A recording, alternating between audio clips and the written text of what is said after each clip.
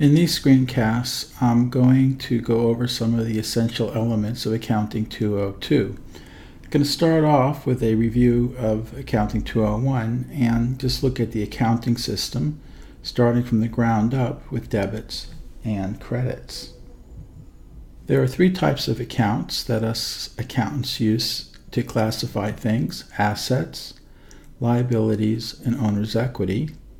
And we have an accounting equation which just says that the balance of the total assets is equal to the total liabilities plus the total owner's equity.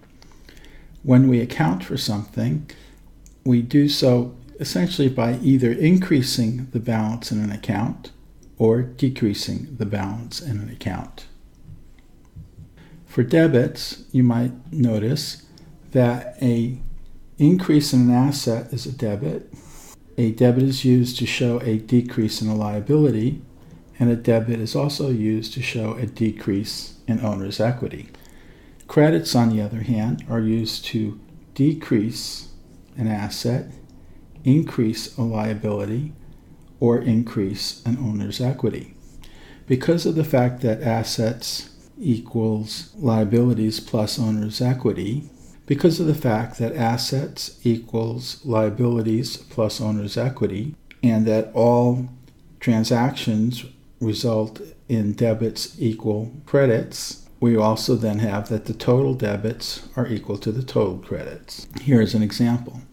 If we had a balance sheet with assets of $150,000, we would need liabilities plus owner's equity to also equal $150,000.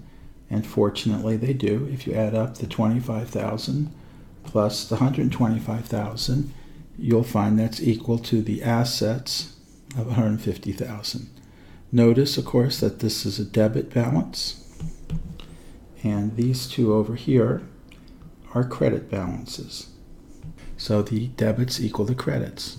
If we were to purchase an asset on account, say using an accounts payable, we would have an increase in an asset, so that's a debit, and we would have a credit to accounts payable. Once again, that would increase liabilities, and that's a credit. So notice now that we still have assets equal to liabilities plus owner's equity. If we wanted to account for depreciation expense, well, depreciation expense would decrease the value of the asset, so there's a credit. And it would have to be offset, right, because assets equals liabilities plus owner's equity.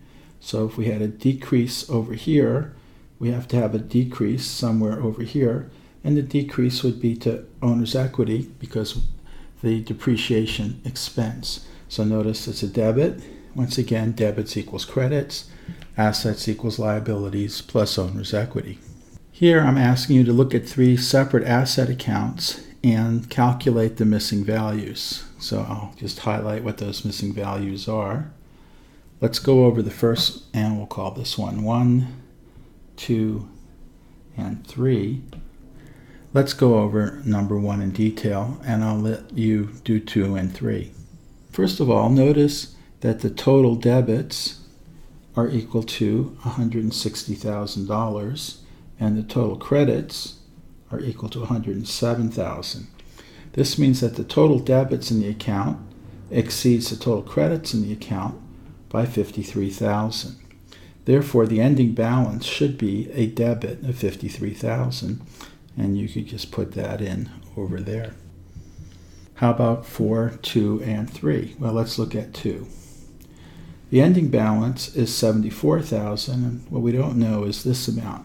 But we know that the total debits have to be $74,000 greater than the total credits. What number will make the total debits greater than the total credits by $74,000, given that we already have a balance of $11,000 in the account?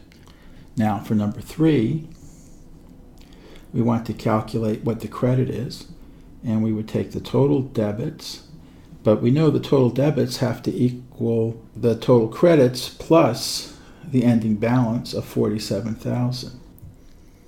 Here are the actual solutions, and I've set up the equations for you to solve each of these.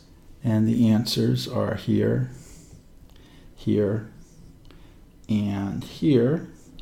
And you should verify that they are correct.